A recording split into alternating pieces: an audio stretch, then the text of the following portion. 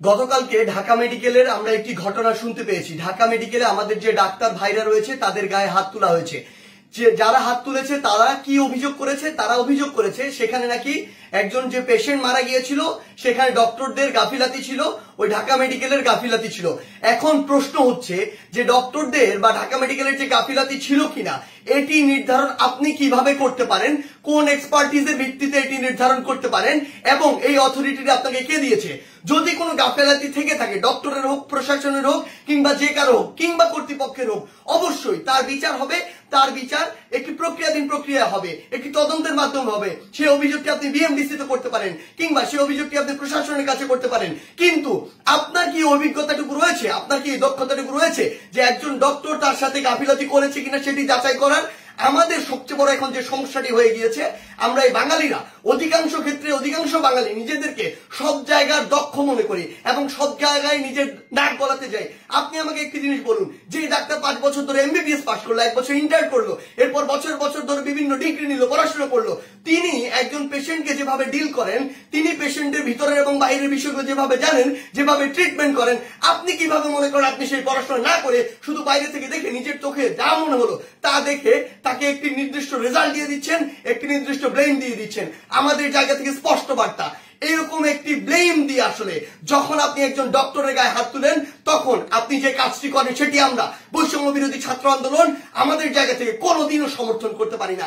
আপনাদের যদি কোনো অভিযোগ থাকে সেই অভিযোগটি আপনি জানাতে পারতেন। আমরা জানি আমাদের এই পুরো প্রসেসটিতে, এই ছাত্র জনতার অভ্যুত্থানে ডক্টররা কিভাবে ওই হসপিটালের ভিতর থেকে, ওই ইমার্জেন্সি থেকে তাদের ভূমিকাটি রেখেছে।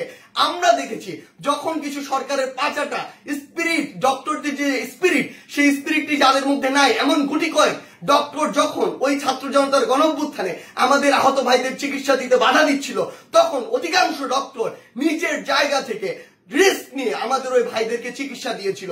এমন অধিকাংশ ডক্টর রয়েছে যারা ডক্টরদের স্পিরিটটি ধারণ করে এবং আমাদের এই পুরো সময়টিতে আজকে পর্যন্ত আমার হসপিটালে যে আহত ভাইগুলো রয়েছে তাদেরকে নিরবিচ্ছিন্ন সেবা দিয়ে যাচ্ছে নিজের কথা চিন্তা না করে।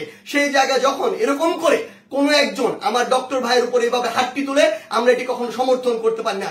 আমাদের জায়গা থেকে একদম স্পষ্ট একটি বার্তা, সেটি হচ্ছে যে আমরা প্রশাসনকে, মাননীয় স্বাস্থ্য উপদেষ্টা, ডিজি হেলথ সহ সকলকে একটি বিষয় স্পষ্ট করে বলতে চাই, আমাদের যারা মেডিকেলের ভাইরা রয়েছে, ইন্টার্ন ডক্টররা রয়েছে, কিংবা হসপিটালে যে ডক্টর ভাইরা রয়েছে, তাদের সাথে আমরা এই জায়গাটিতে একাত্মতা ঘোষণা করছি।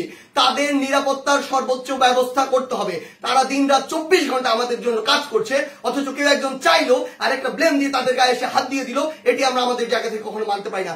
আমাদের জায়গা থেকে একটি স্পষ্ট বার্তা হচ্ছে তাদের এই নিরাপত্তার ব্যবস্থাটি করতে হবে। এবং গতকালকে ঢাকা মেডিকেলে যদি ওই পেশেন্টের মৃত্যুর জন্য কোনো কর্তৃপক্ষের হোক, ডক্টর হোক গাফিলাতি থেকে থাকে, তদন্ত সাপেক্ষে তার যেমন বিচারের আওতায় তাকে আনতে হবে।